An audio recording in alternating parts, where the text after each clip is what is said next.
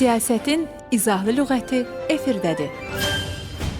Donald Trump Qrenlandiyanın niyə ona lazım olduğunu belə izah edib.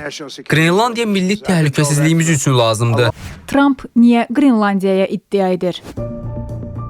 Sualımızı Siyasi Elmlər üzrə fəlsəfə doktoru, Beynəlxalq Münasibətlərin Təhlili Mərkəzinin baş məsləhətçisi Mətin Məmmədli cavablandırır. Donald Trump Qrenlandiyaya iddia etməsi müasir beynəlxalq siyasətdə maraqlı bir hadisədir, nümunədir. 2019-cu ildə ABŞ prezidenti olduğu dövrdə Donald Trump Qrenlandiyanın satın alınması ilə bağlı Danimarka hökumətinə təklif irəli sürmüşdü. Bu təklif ilk baxışdan həmin dövrdə qeyri-adi görünsə də, onun strateji, iqtisadi və geosiyasi səbəbləri vardı.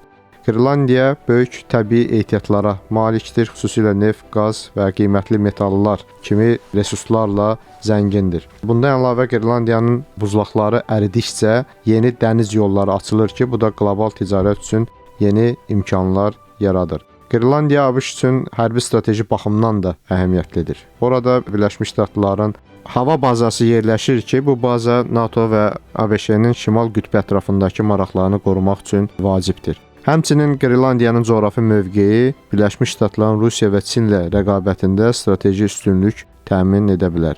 Bu kontekstdə Trumpın təklifi Birləşmiş Ştatların mövqeyini möhkəmləndirmək və bölgədəki təsirini artırmaq cəhdi kimi qiymətləndirilir. Trumpın bu təklifinə Danimarka hökumətinin mövqeyi gözlənildiyi kimi sərt oldu. Danimarka Qrenlandiyanın özünün muxtar bölgəsi kimi tanıyır və onun hər hansı bir şəkildə satışa çıxarılması mümkün hesab edilmir. Bununla yanaşı Qrenlandiya xalqı da Qrenlandiya ictimaiyyətin mövqeyinə nəzər salsaq görürük ki, onlar da böyük əksəriyyəti Donald Trumpın təklifini qəbul etmirlər.